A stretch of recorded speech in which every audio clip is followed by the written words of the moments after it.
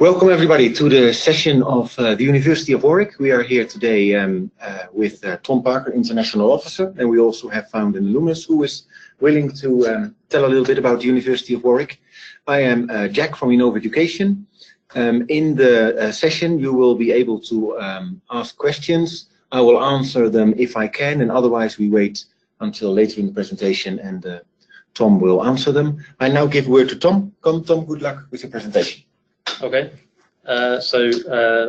welcome everybody here in the room. Thanks for coming, and for the people somewhere in the world listening by the magic of technology, welcome. So I'm going to start with just a short video which just gives you a bit of a flavour of the university, and then I'll start with the presentation. I don't know if that's the wrong one. It's confusing. How do I change slide?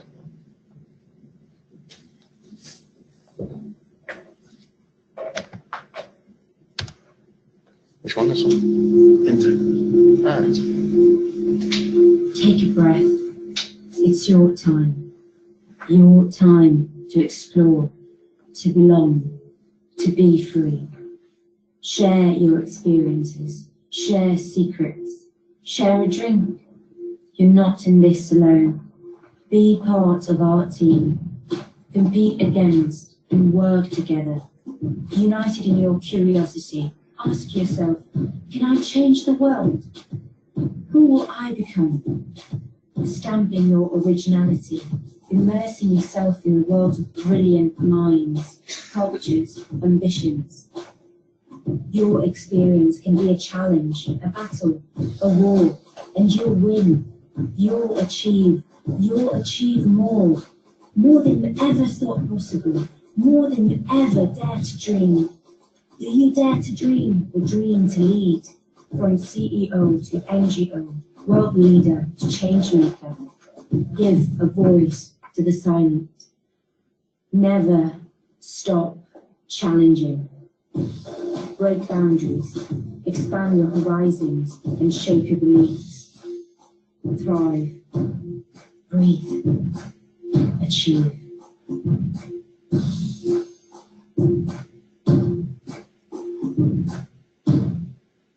All right, so that's just a very short video just to give you a bit of a flavour of the university.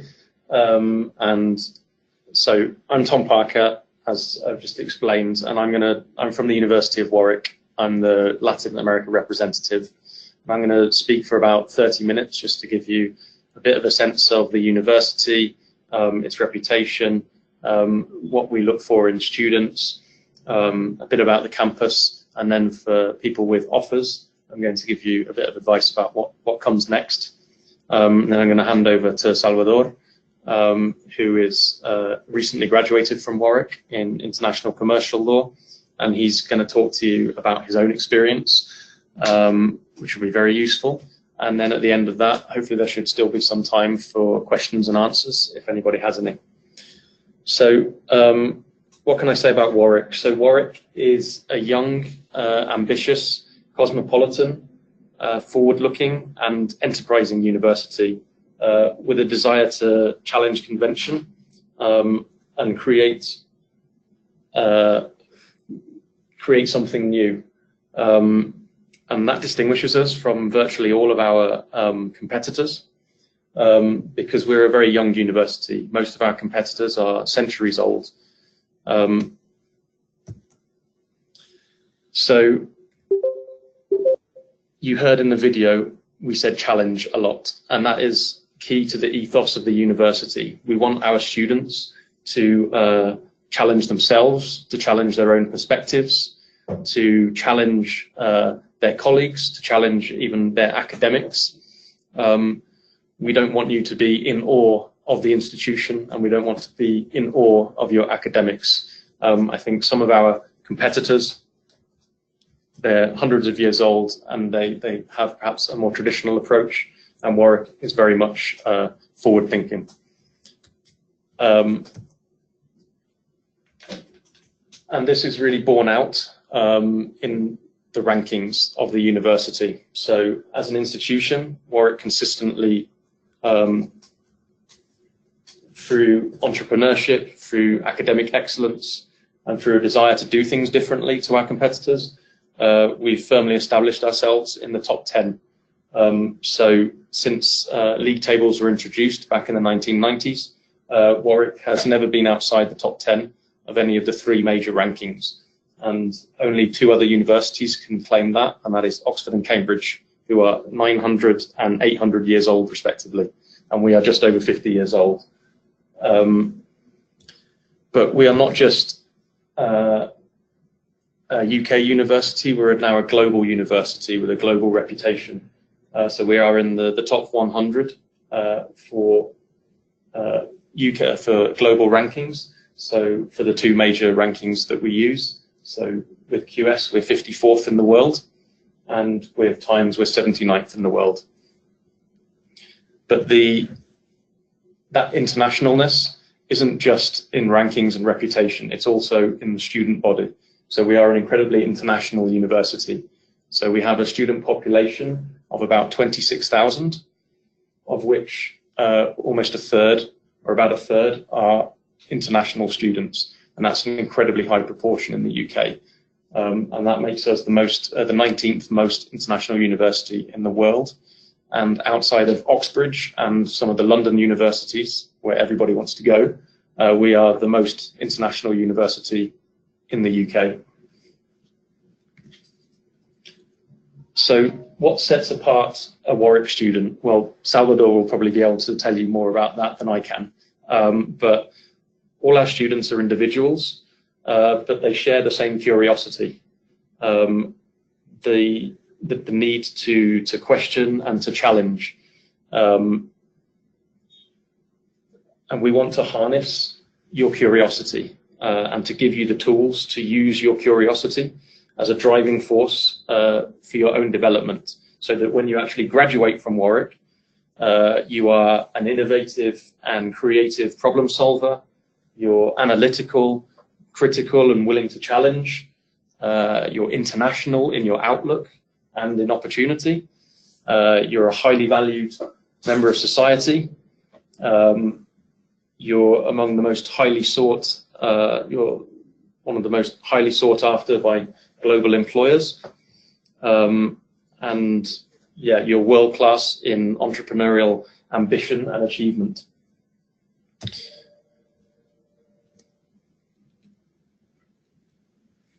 So what are the characteristics of a Warwick education that help you achieve that ambition? Well, firstly, choosing Warwick, you'll be surrounded by students, by people, both staff and students, who are as intrigued in their subject as you are. So learning is something you do together, both you and your classmates, but also your academic tutors. You'll be able to immerse yourself in your studies. There are blended learning practices, so different teaching techniques, lectures, tutorials, seminars, online and technically advanced teaching. There are lots of opportunities for both extracurricular and within your course. Societies, for example, you can join. There are interdisciplinary opportunities, particularly at undergraduate level, where you can take courses, modules outside of your own faculty.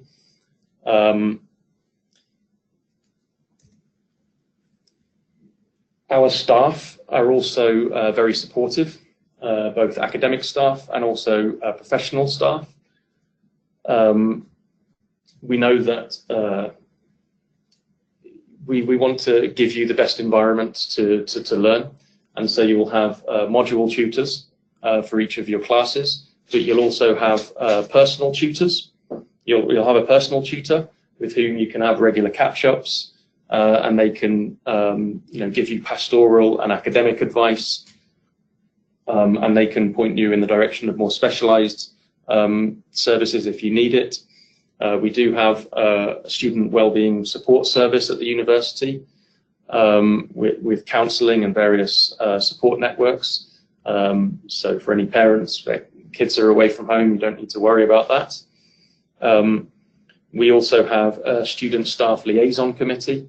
So our students are on the board with staff, and that ensures that you are able to shape your own academic life at Warwick. We also want to give you space to learn. We understand that people learn in different ways, and so on campus you will find lots of different, there are various different study areas, study hubs dotted around the university, many of which, several of which are postgraduate only.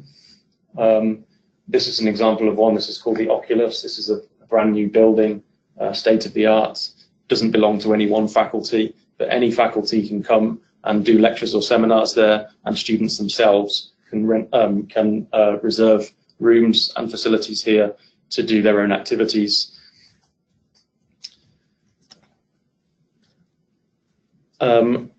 We also want our Warwick graduates to be among the best thinkers and the most influential citizens of the future. And to enable you to do this, we aim to continue to be the best experts in our field. And our teaching draws on the latest research of our academics, and that enables you to access the most current thinking in your subject, and give you the opportunity to work with some of the leading experts in their academic fields. And to sort of make this point, in the latest government research excellence framework, Warwick was ranked 7th in the UK for the quality of its research, and 87% of the research output of Warwick is classified as world leading.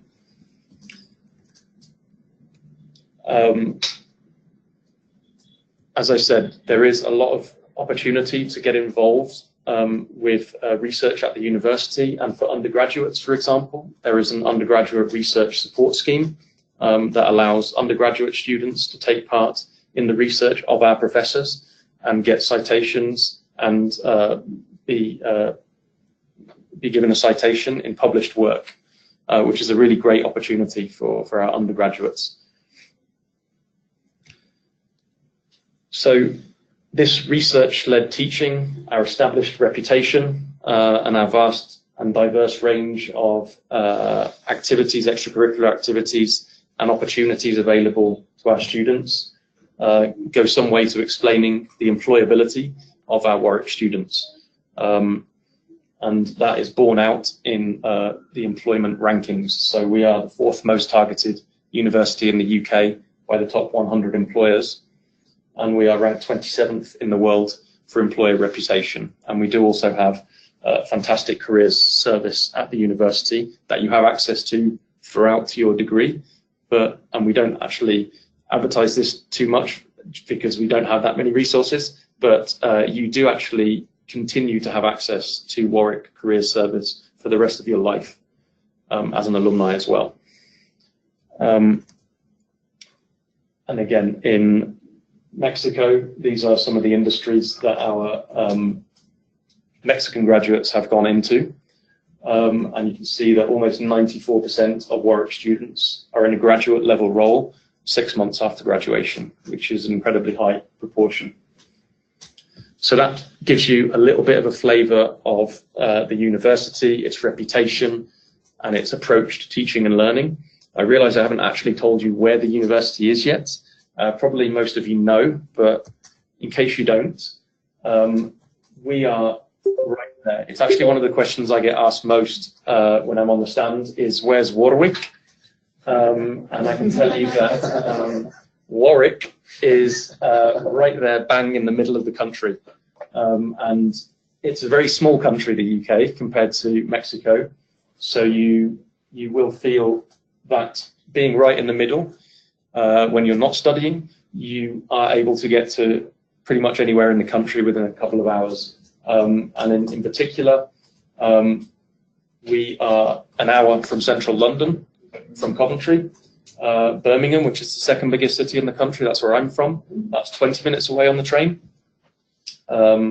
You also have an international airport, which I highly recommend instead of Heathrow, and that is just 20 minutes taxi from campus.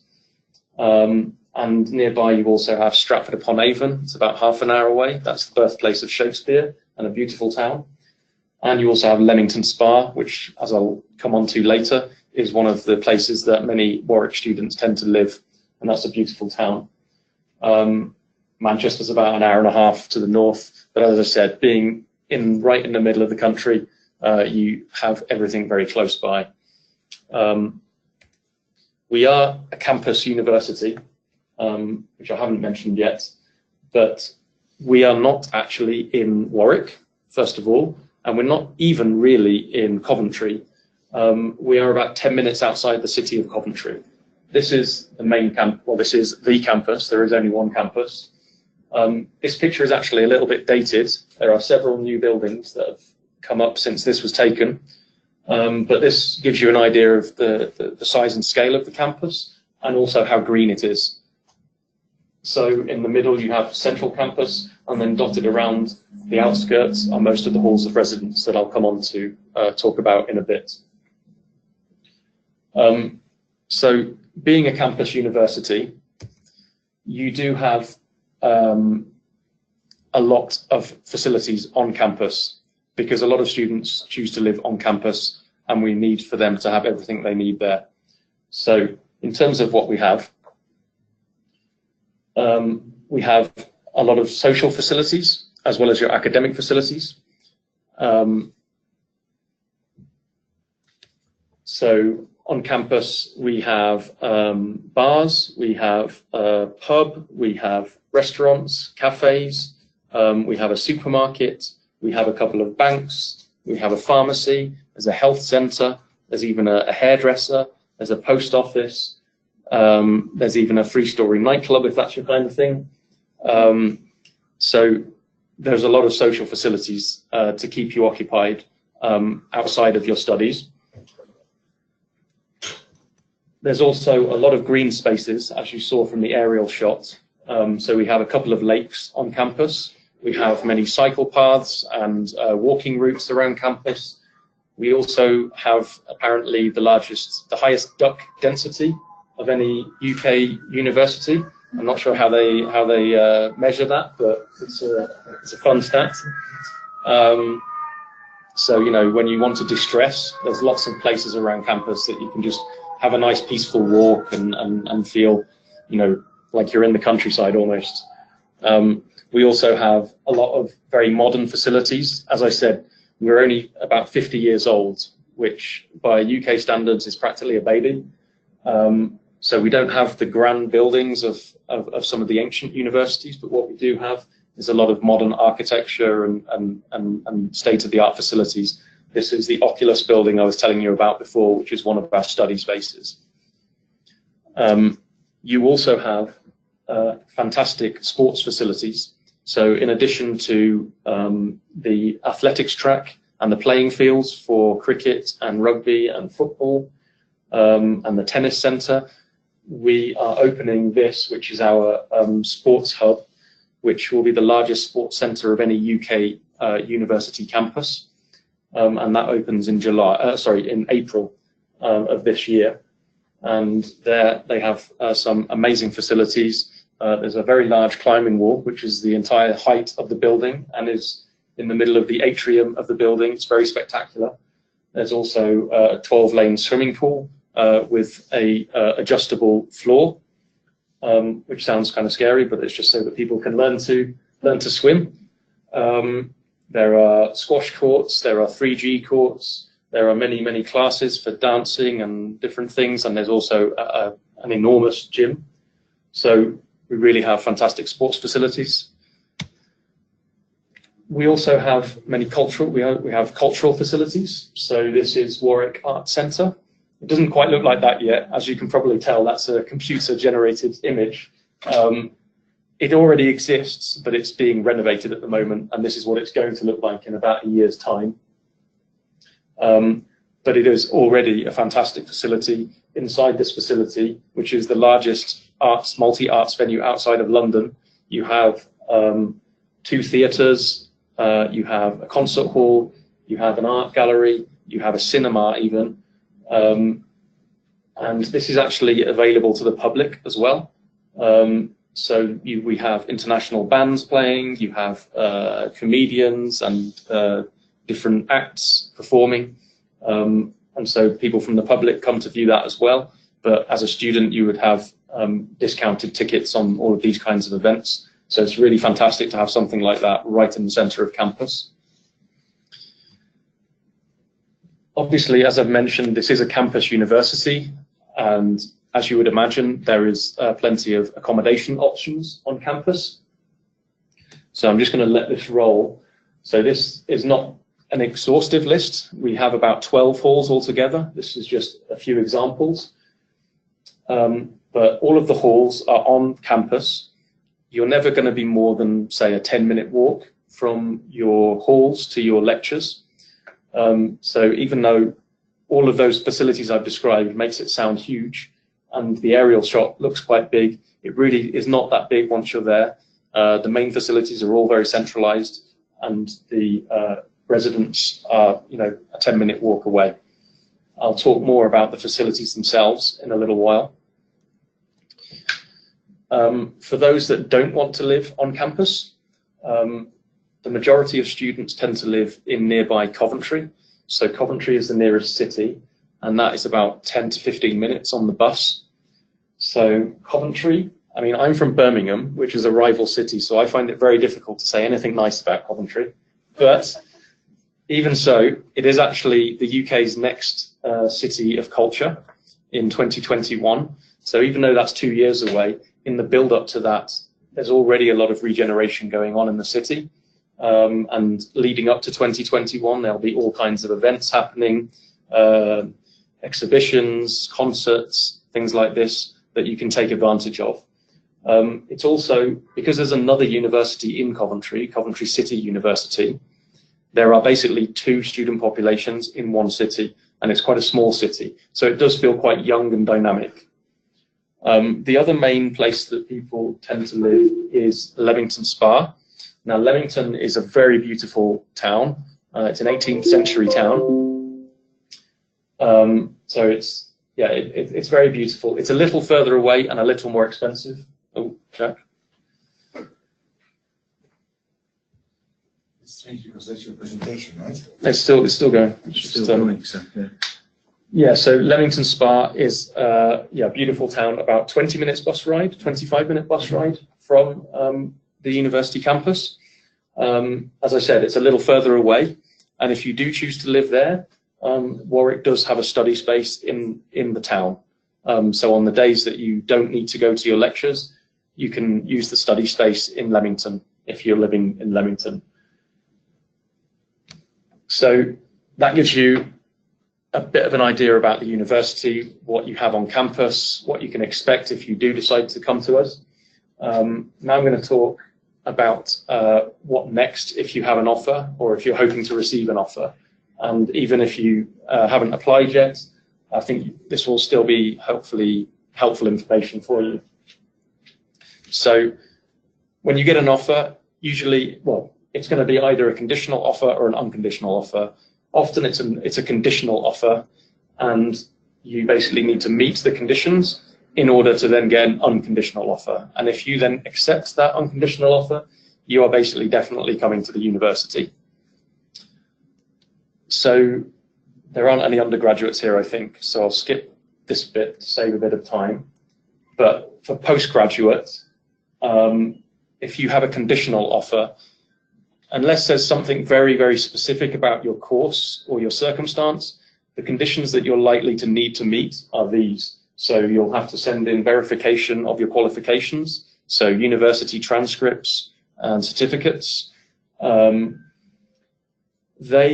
If you're using an agent, they can verify those for you and send them for you through their own service. If you're not using an agent, you would physically need to send in your transcripts, and then if you do end up coming to the university, we will give them to you in person, or if not, we'll send them back to you. The other thing would be your referees, your references. Some courses require 1, some courses require 2, but when you apply, you can check the requirements. And again, you just need to provide the contact details, and the university will contact your referees. The other thing that you would need to provide is your the proof of your English level. So we very much recommend IELTS if you haven't already done a test. and you can upload that yourself. All English language tests need to have been taken within 2 years of the start of your course, not when you apply. So you do need to bear that in mind. And once you've submitted all of that information, provided it meets the requirements, you would then be sent an unconditional offer. So assuming you've got your unconditional offer and you've accepted it and you're definitely coming to Warwick, really the next big step is going to be getting your visa. So you would need to apply for a Tier 4 visa. So this is the international student visa. In order to apply for this, one of the documents that you will require from the university is a confirmation of acceptance for study, or a CAS. The CAS will be provided for you by the university. However, there is a time limit on the CAS, so we can't issue it too early because it will expire before you actually need it. So typically, universities will issue you your CAS in June, and with that, you can then start the process of doing your visa application. Another thing to keep in mind is the maintenance requirement. So this is another requirement of the visa. Basically, this just means you need to prove to the UK government that you can afford to support yourself for the duration of your studies. In real terms, what that actually means is you need to have £9,135 in your bank account for a total of 28 consecutive days. That is basically the equivalent of £1,015 for 9 months. The only thing I would tell you to be careful about with that is beware of currency fluctuations, because if there's a sudden, peso is fairly volatile, I think.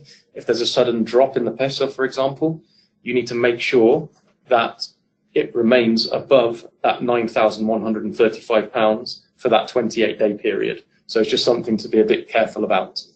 Can you repeat the amount? £9,135. Thank you.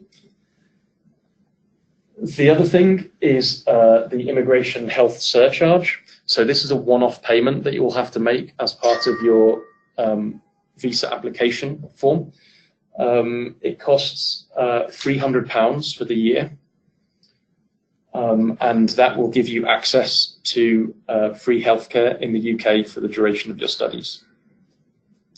And the other thing I want to mention is a Tier 4 pilot scheme. So Warwick is one of a handful of UK universities that is part of this pilot scheme. And basically it means for master's students, you will automatically, when you get your Tier 4 visa, be given an additional 6 months to remain in the UK, and you can do what you want with that time. Some students use that time to get a casual job to pay back some of the debts they've built up. Other students try to find work placement or internship opportunities related to the course they've just graduated from. But that time is yours, and it's a really useful thing, and not all universities can offer that. Now, when you talk about immigration, it all sounds a bit scary, but honestly, it's a pain, but it's not that scary. And I do want to point out that we do have a fantastic immigration service at the university, which is free and efficient, and you can contact the team anytime with any queries you have. You can phone them. If you go to the website, there are also a lot of guidance videos that you can watch, and they're really useful. Maybe I can see that. I'm just about to. In addition to that, if you also are using Innova, they will be able to help you with the process as well. Yes, we take the hassle out of the process for you. As you all know, when it comes to the visa, it's very important that the details are perfectly right. So we have 2 visa experts in our team, and we have a 100% success rate over the past 2 years. So we take the hassle out of the process, so you don't have to do it yourself. Okay. So the other thing that is a big consideration once you've accepted your offer is your accommodation. So with the accommodation, you have different options. So as we were looking at before, you can live on campus in on-campus accommodation. And then you have off-campus accommodation. Now here you have two options. You can find off-campus accommodation that's managed by the university, and I'll come on and talk more about that in a moment.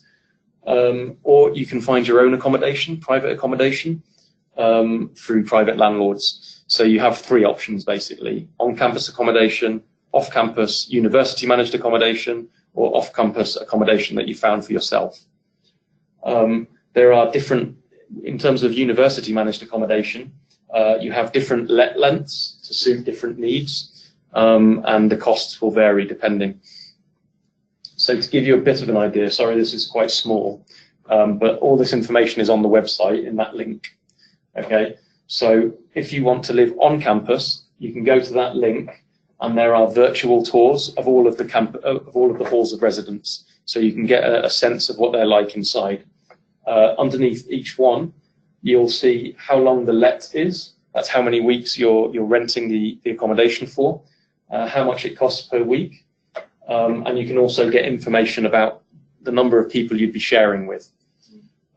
So in general, accommodation on campus ranges from about 800, that would be scary, £80 a week up to about £180 a week. The difference in price is reflective of the number of people you're sharing with rather than anything about quality. The quality of the accommodation, the furniture, the location is equal in all of them. It's just the number of people you're sharing with. So at the top bracket, at the top end of the price range, you have ensuite accommodation, and you're sharing the kitchen with fewer people. And at the lower end, you're sharing bathrooms, and you're sharing the kitchen with more people. I should also say all of the on-campus accommodation is self-catered. So you will have to learn how to cook if anyone doesn't know how to cook. As I mentioned, the university also manages about 4,500 rooms off campus, and they are in different forms. So we have studio flats, we have houses for between 2 and 6 students, we have halls of residence for around 100 students. These are generally located in Coventry, and also we have some in Kenilworth and in Leamington. All of the off-campus managed accommodation is always near to a bus route, so it's easy enough to get to and from campus. With the university managed accommodation, there are also no deposits and no admin fees. You also have a designated property manager and who does regular inspections to ensure that the quality and comfort is okay. And again, there are different lengths to meet different student needs. In terms of the steps you need to take for accommodation, so ordinarily the university accommodation opens, the application process opens around June, and then it remains open until the end of July. I should say also that it's not done on a first come, first served basis, so you don't need to be concerned about applying straight away and being very rushed and quick about it. You can apply any time from when it opens up until the 31st of July. You just need to make sure that you have accepted Warwick, that you firmed Warwick as your choice before the 31st of July, so that you can be accepted for accommodation. When you apply for accommodation, you can put up to 6 preferences. So on campus, you can put up to 3 ensuite and 3 shared bathroom ones. And you also submit a very short, sort of 200-word statement about yourself and your interests and your hobbies and things like this. And we have a residential life team who read all of those statements and collate all of that information. And obviously, it's not an exact science, but they use that to try to put you with people they think you'll get on with. And we've had a lot of very positive feedback about that. I should also say that the on-campus accommodation, while international students are prioritized, the only guaranteed on-campus accommodation is for first-year undergraduates. But obviously, as an international student, you're prioritized. So if you want to live on campus, hopefully you will be able to. Also, students don't always get their first preference, but very rarely do they regret where they end up living. And that's because of that statement, and they get placed with people that they get on with. And so people always end up very happy and grateful for where they ended up, even if it wasn't their first choice. Once you've sent in your application, for undergraduates, you would be hearing around September which hall you've been given, and for postgraduates, sometime in August. Once you receive that email offering you your accommodation, you need to respond within 48 hours. So that one you do need to keep an eye out for. And then you will arrive on campus around the 3rd week of September for Welcome Week, which I'll discuss in a bit. And then at the beginning of October, you'll pay your first installment of rent. So I've nearly finished, I promise. So for the budget, obviously it's a big investment studying in the UK, as Salvador will surely attest. When you're trying to think of how much you're going to spend in your year or your 3 years in the UK, these are the things that you need to take into consideration. So tuition fee is obviously going to be the biggest one. Tuition fees, I'm sure you're already aware of the cost of the course that you're interested in, but tuition fees are banded in Band 1 and Band 2. Band 1 for master's programs is around £20,000 for the year. That is mainly for arts and humanities subjects like politics or history or English. And then Band 2 are for more scientific subjects, engineering, maths, sciences, but also economics. And that is just under 26,000 for the year for a master's. And then some other courses in the business school are slightly more expensive than that still. You'd also need to take into consideration books and materials, accommodation. So if you choose not to live on campus, you need to think about the cost of getting to and from campus each day.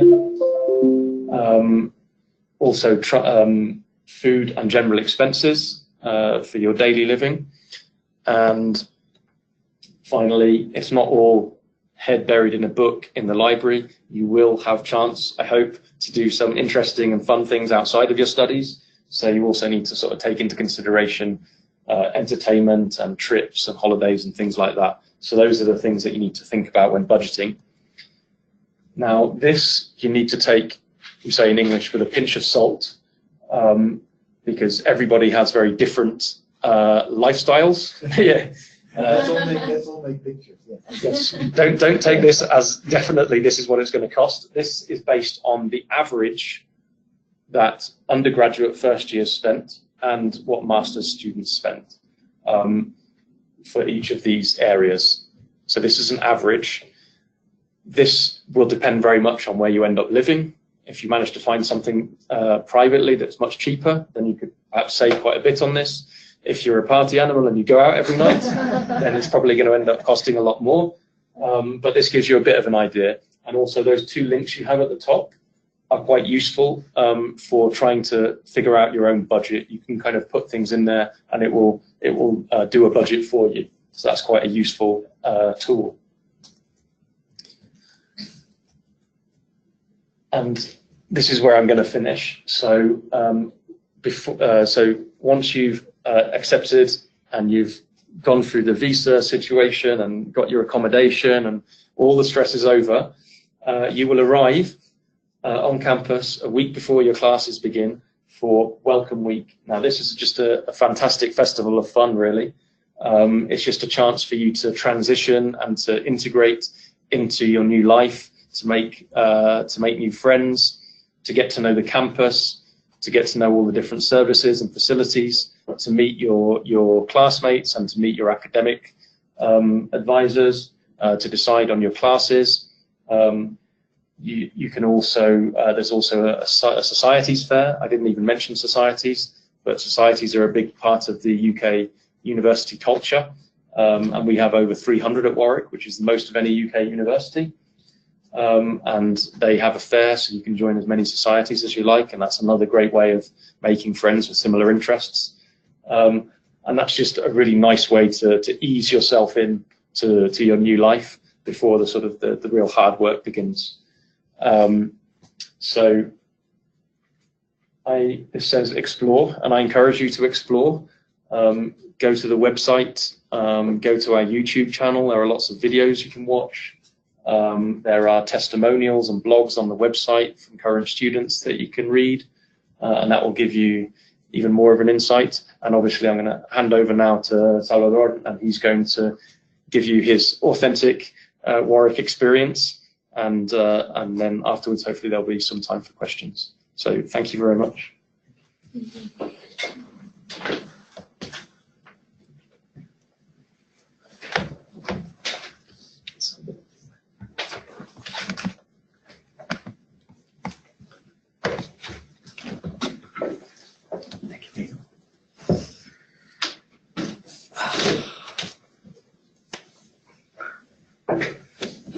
Well, that was a great presentation. I hope my English be not so badly compared with the Tom's, but I hope that I can make myself clear.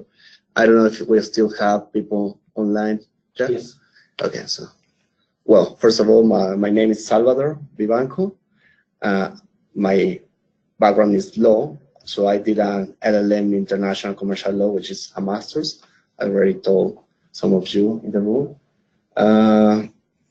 I want to initiate my presentation with this slide, and I don't know if you can tell me who these people are. Yes. It's the director del Banco. And the other one?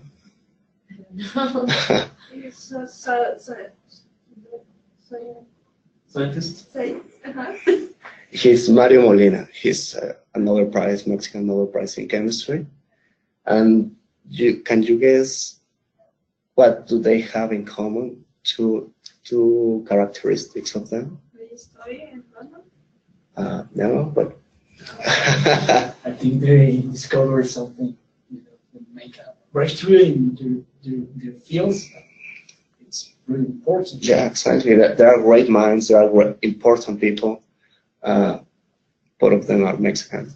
But what I want to highlight here is that they have studies of masters and PhD in overseas universities and highly ranked universities, just as Warwick is. So what I'm trying to say with this is that what you are planning to do, it's going to change your life. It's going to change your life.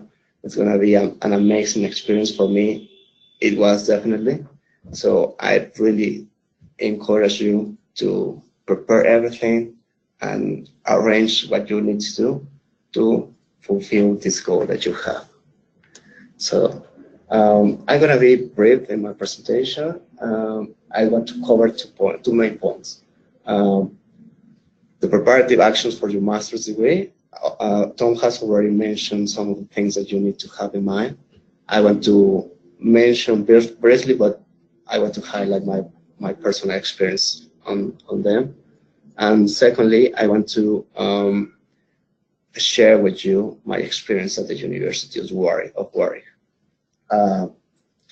So let's go. So as I mentioned, the preparatory actions for your master's degree, really important. Sorry for the other university,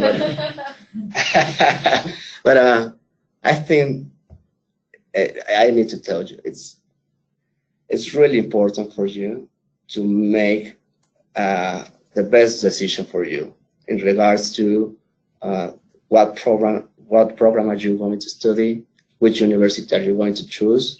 Of course, Warwick is the best one, so no doubt about it. But on your personal experience, for you might think differently. You need to find yourself, or you need to picture yourself. Where are you going to live? Where are you going to study? Who are you going to be related with? And what do you want to do with that program that you want to study in the future? So choosing your university and the city that you're going to live in, it's going to help you. It's going to be the difference. My personal experience. I wanted to do my master's in an English-speaking country. So my main options were the United States and the United Kingdom. But in my field, a lot of lawyers go to the US. So I wanted to distinguish myself from them. I wanted to offer some kind of different services, some different perspective from law. So that's why I chose the United Kingdom. And then once that I have made that decision, I decided, well, now which university should I go to? So my criteria was not a London university, because I live in Mexico City. I don't want a busy city to live in during this year, and not in the north, because I'm afraid of cold. So, and the second important criteria was I want to study a program of international commercial law, and not every university has that program. So I ended up with 2 options. One was Warwick, and the second one was Bristol. So how did I finish in Warwick? It's really important for you to know this. This is my admission, my offer. It was a conditional one. I was struggling with my English. I might be struggling currently, but my problem was IELTS. So I did like 3 IELTS, and my best result was 6.5. My problem was writing specifically. So the time for arranging everything was coming, and I was like, what I'm gonna do is, this is the best moment for me to do my master's. I don't want to defer my offers. So I needed a lot of answers from the people from the universities. I was desperate. So I started to email people. I started to email the staff from these universities. But Warwick answered the emails almost the same day, the next day, within the following 2 days. The support that I received was amazing. All my doubts were cleared. All the information was clear. The CAS, getting the CAS, it's quite complex. If you want to ask, when am I going to get it? Oh, soon. But it's really a crusade. But not in Warwick. In Warwick, they respond quickly, as you mentioned. And I noticed that the staff from Warwick are devoted for students to succeed in their studies and in life. So that was clearly for me, and I chose Warwick because they really supported me in that moment. So I got my offer, and I cleared my offer by doing a processional, opting for doing a processional. But it's really important, as Tom mentioned, that you work throughout this process with an agent just like Innova, because they will help you, they will advise in all the aspects. They will help you with the visa, as Jack mentioned. So they are really supportive. So I really advise all of you to do that. So finally, I got to the processional. It was a great experience. I needed to arrive in July because I needed to cover phase 1 and phase 2. But that was a great experience. I went to the university to do this, to do my programs with my wife. We had just married in June, and in July we were living in the UK. And being on the processional helped me a lot, because that gave me the opportunity to establish ourselves there in the UK, to find private accommodation, because for couples it's more complicated. And during processional there are not accommodation for couples, but I found a really nice accommodation nearby the university. And during this program, I had the opportunity to travel in summer, during the summer of the UK, which is something special. You will live that and meet a lot of people. My great friends were from professional. That I'm not saying that I didn't do great friends during my academic year, but I also did great friends during the professional. So if you have English problems, I don't know, I think 3 of you or 2 of you have already an offer, or if someone of you online or not online have problems with English, professional is a great decision to take. Okay, so that's like the arrangements. I don't know if you have any doubts at this point related to what I'm saying. I don't know if I'm making myself clear. If something is not understood, please raise your hand and I can clarify that piece of information. Okay. Don't mention that point. There are a lot of things available in the university. I don't know if you practice any sports. Did you practice any sport or no? Go to the gym, or do you like to dance, or? Yes. I like to running, doing yoga. Okay. So, okay, as Tom mentioned, the sports facilities of the university are awesome, are great. You can find football courts, a pool, a great gym. It's going to be. I already found a great one. Almost any sport can be practiced at the uni.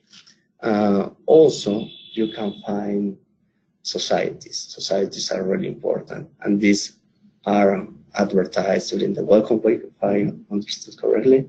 And there are societies for everything. If you like to dance salsa, you will find a society. If you like to dance tango, or you want to learn tango, go to there. If you want to learn Japanese, go. There is going to be a society. There are societies for everything. So, and almost all of them are free, or you just need to pay for your entrance at the moment. And that's a great opportunity for you to make friends and meet people from everywhere. Particularly, I like to play tennis. So I applied for the trials of becoming part of the team of Warwick. I passed the first round, but unfortunately, at the second round, I realized that the level of the guys was almost professional. So I in the end, I didn't become part of the team, but I made great friends with great level of tennis. So I kept playing all the year, all my academic year.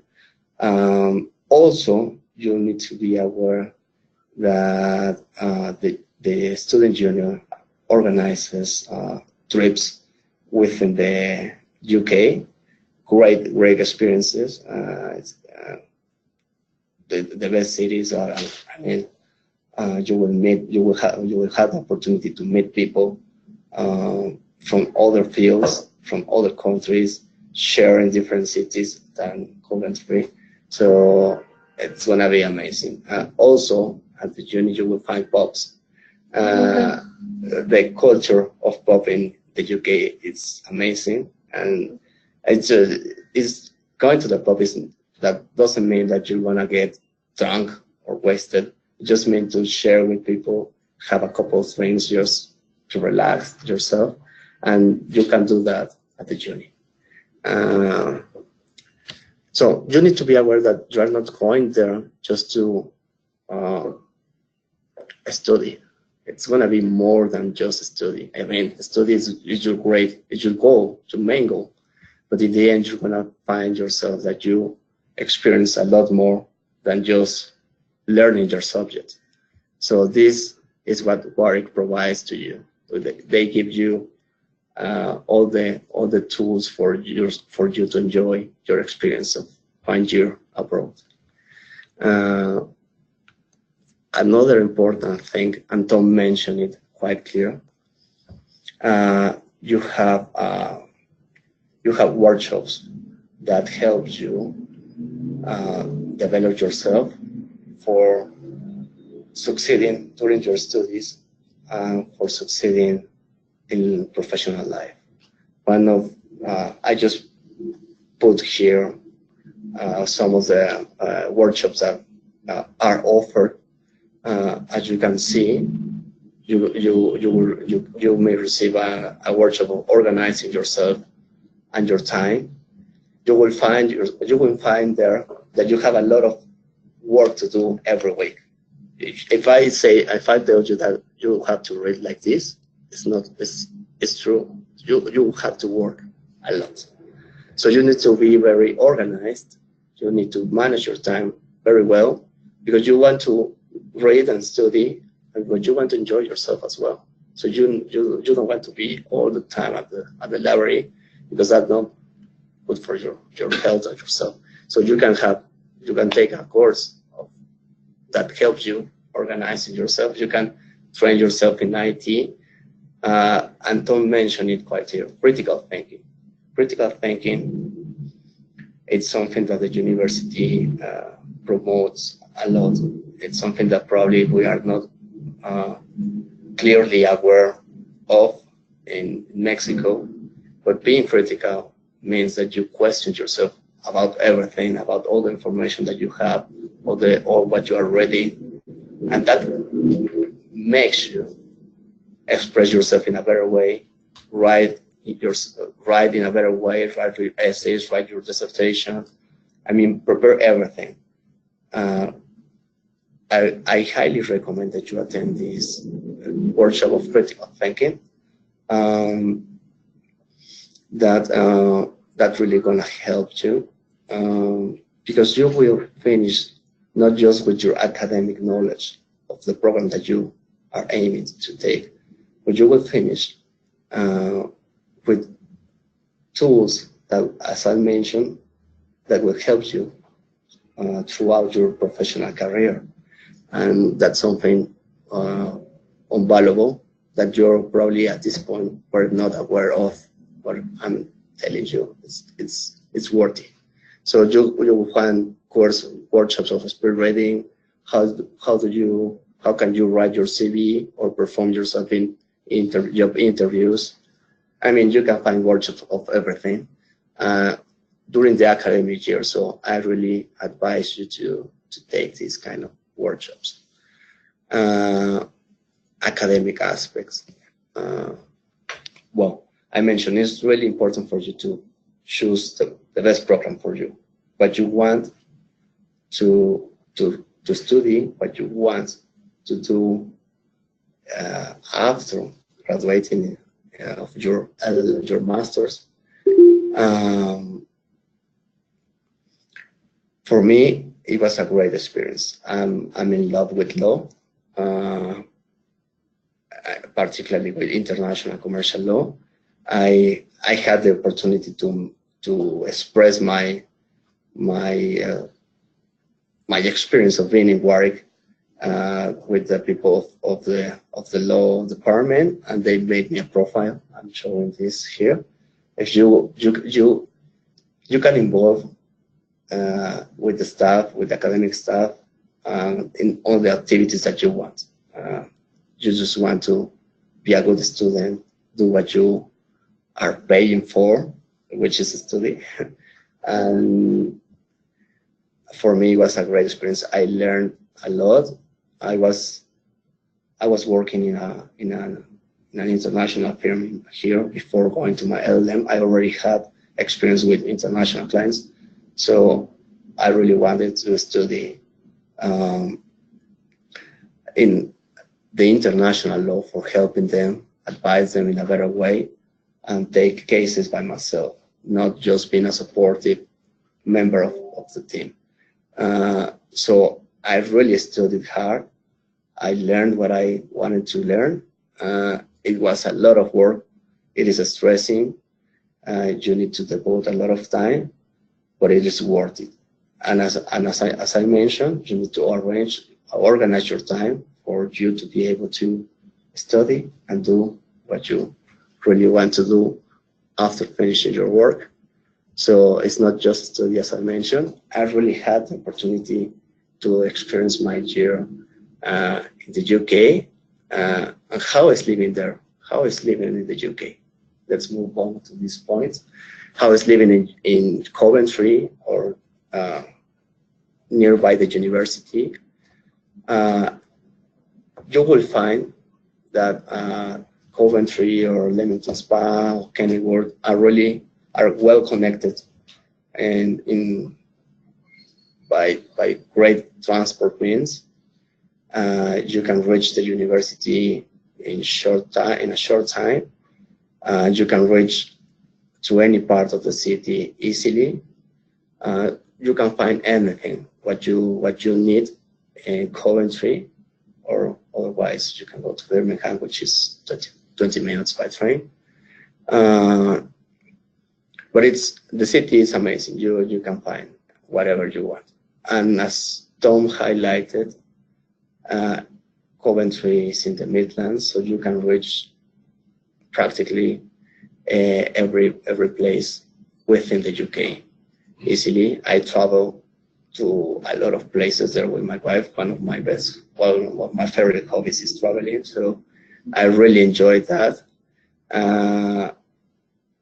So it's not just traveling within the UK that you can take advantage of. You can also traveling abroad, and I traveled to I had the opportunity to travel to a lot of places, and it's just by going to Birmingham, take a plane for there, and just in a couple of hours you are in continental Europe or Iceland, as you can see. Mm-hmm. I went to see the Northern Lights, Ireland, France, Spain. I don't know. You will have the time. You will have the time to experience that while working and learning what you are aiming to. So in the end, it's going to be a great experience. And when you finish that year and you receive your certification and with distinction, it's going to be relieving, because you find yourself that you experience one of your best years of your life by meeting people from everywhere, learning about their cultures, their food, I don't know, just living, experiencing the British culture, which is quite fascinating, traveling to continental Europe countries. It's gonna be amazing. So I really encourage you that you finish all this process, and suddenly you will find yourself just in front of the library of Warwick University, and it's gonna be amazing. I couldn't believe it that when I was stood up, just about to initiate my lessons. So it was a great experience.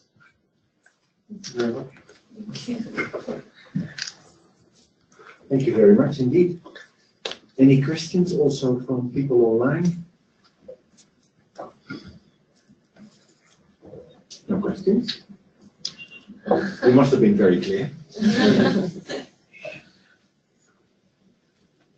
The activities that are included in the program, in maybe the program of your master or your career or something like that, they give points or qualification for your master?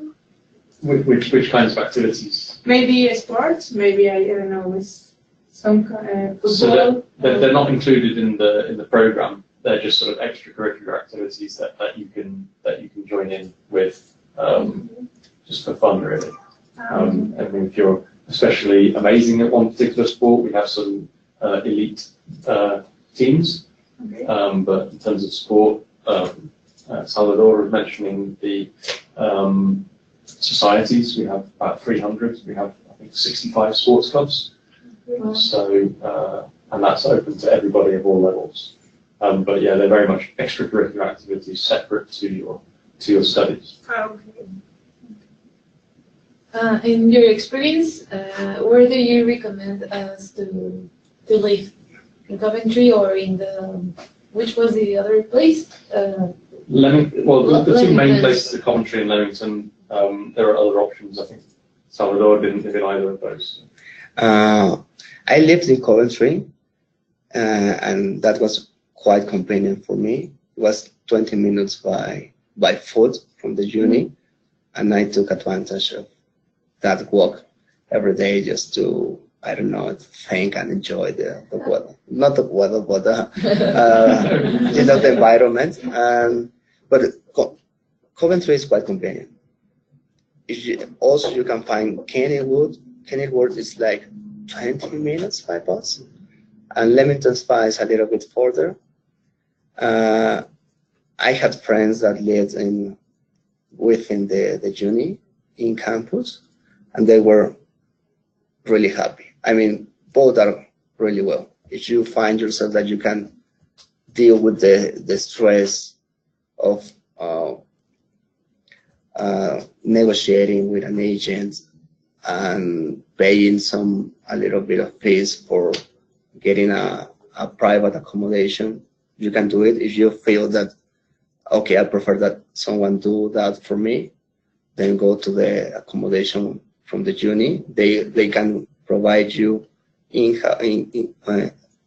accommodation within the campus or houses, private accommodation outside the campus, but without dealing with a third person that you might not know. I had the experience that they requested from me that I need to pay 6 months of rent in advance, which is something I don't know, unbelievable for me. So you need to be aware that if you want to private accommodation, you need to be capable of negotiating with the third person. But everywhere, in campus, off campus, I think Coventry is quite convenient, but Kennywood is like it's more beautiful. It's a more beautiful city. Leamington Spa is amazing. So all the options are quite convenient. Really. I don't know if I was clear. Yeah, no. And there are like certain rules for the accommodation in campus, like you have until 12 p.m. to arrive, or is it open like all the time? Or? No, there's no curfews or anything like that. Probably what's important to note is that undergraduates and postgraduates are in separate halls. So I mentioned there are about 12 halls altogether.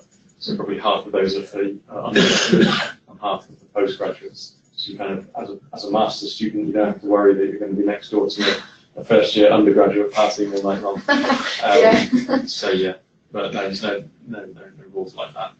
You do tend to have kind of student, I think there's a term for them, but they're kind of university employees that live on campus, like they live in the halls, so like just to provide any, if there are any issues or anything, they can deal with it.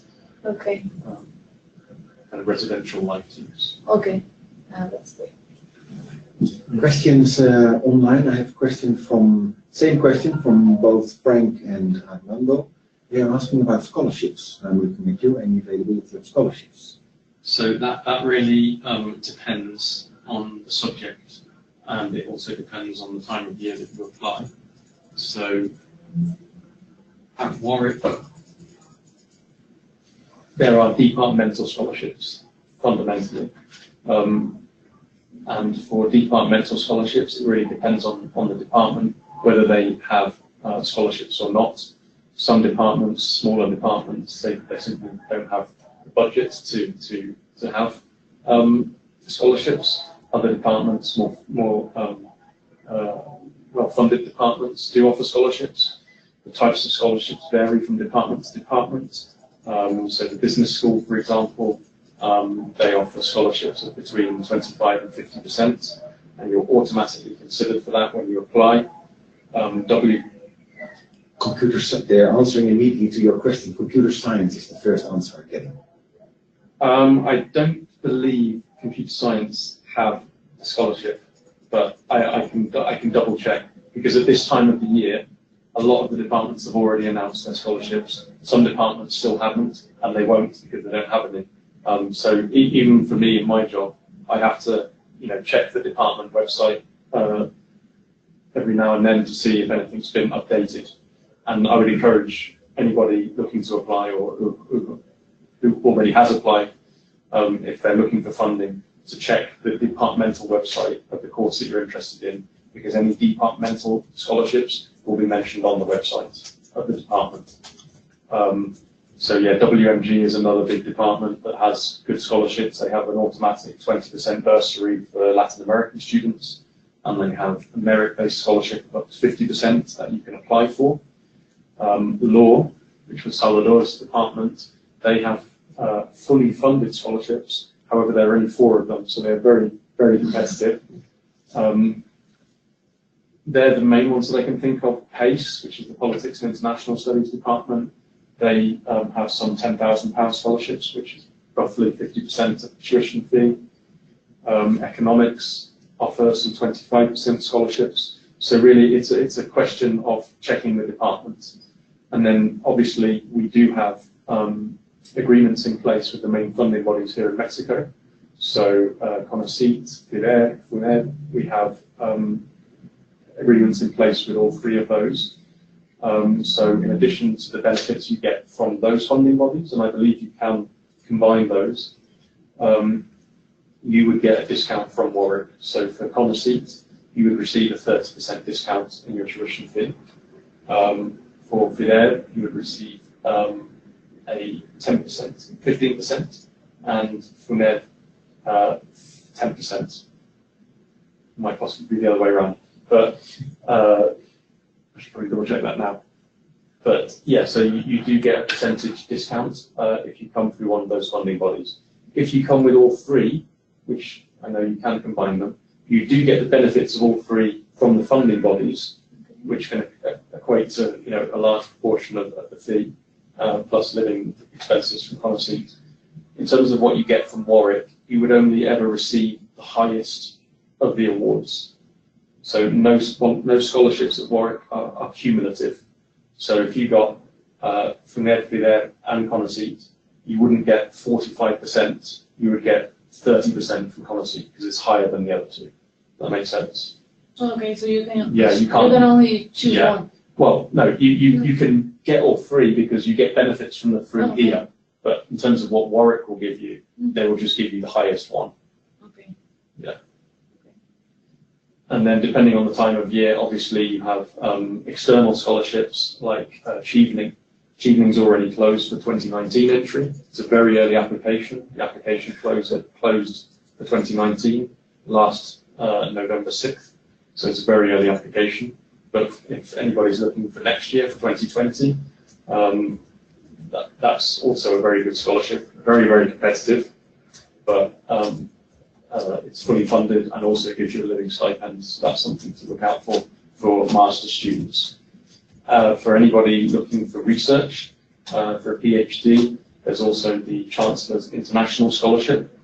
And the Chancellor's International Scholarship, again, it's super competitive because there are only 25 of them, but that is a fully funded scholarship for the entirety of your PhD program, and also gives you some living expenses as well. So that's a fantastic scholarship, but it is super competitive, and that's for PhDs. So those are the main options, but as I said, always check the departmental website to see if they have a departmental scholarship. And what happens if exists the possibility or the opportunity to work while you are studying? Yes, there is that opportunity. So as if you're arriving on a Tier 4 visa, you are legally entitled to work up to 20 hours a week. But as I'm sure Salvador would probably agree, I wouldn't recommend working 20 hours a week. That is a lot on top of what is a very intensive course. Master's programs in the UK are very intensive. Master's programs in the US are 2 years. But you're effectively doing the same amount of work, but in 1 year. So it is very intensive. That's not to say if you need to, in terms because you need to financially support yourself, there are casual work opportunities on campus, but I just wouldn't recommend doing 20 hours. But legally speaking, you can do up to 20 hours. But I would say, in terms of work opportunities, in terms of casual work and things like that, there are lots of opportunities on campus. We have something called Unitemps, which is a temping agency, so they find work for you, and that's available to students. So that's a nice way of finding work opportunities casually around campus. I think we have about 8,000 opportunities. I can contribute to that answer that when I was there, we were like almost 20 Mexicans studying masters at the University of Warwick. Probably half of us work during the academic year, and their experience was that they struggled a bit with their studies, but they needed to work. It's a reality. Sometimes the money is not enough. They needed to do it, but that doesn't necessarily mean that you will not do it fine in your studies, because I think 2 of them got distinction while working. So it's not really an impairment for studying, but you need to organize your time really, really well. At the moment, no more questions online.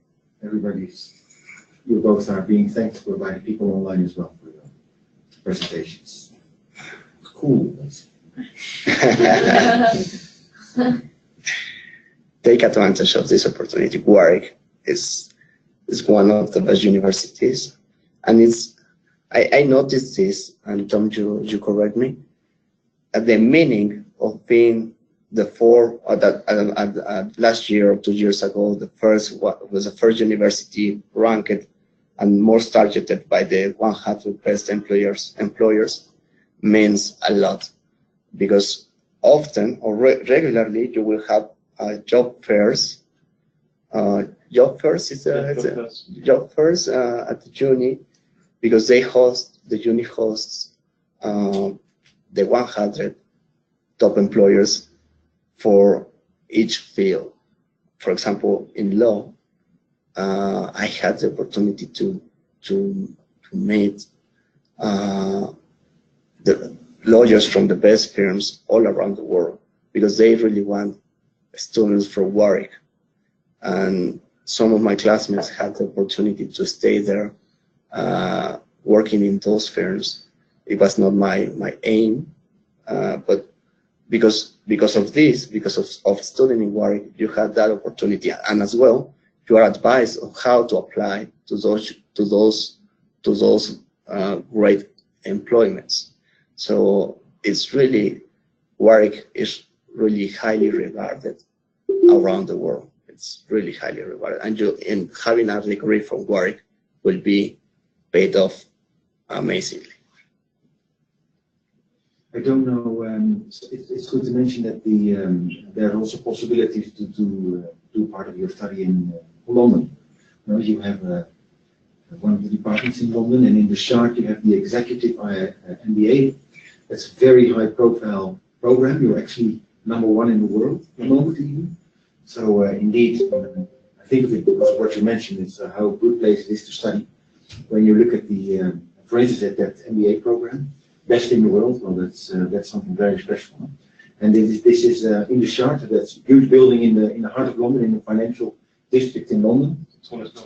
So that's really for top executive people who do an MBA. Very selective, of course, but very special. Even normal MBA students have access to the Shard, to our offices in the Shard. They can go to guest speaker programs and things like this. Spectacular place. It is. I haven't been allowed to go there. One day. Very special. Yes.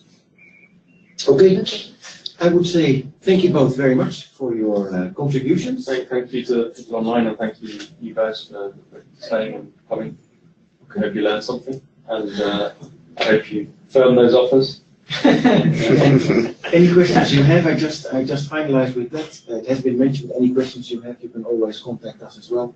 People from Innova, if you have been invited or you are in contact, you or Deborah, for instance, we will always be ready to answer your questions. Yeah. Okay. I'll also leave my card in case anybody. Thank you. Okay. I have already. Any questions? Okay.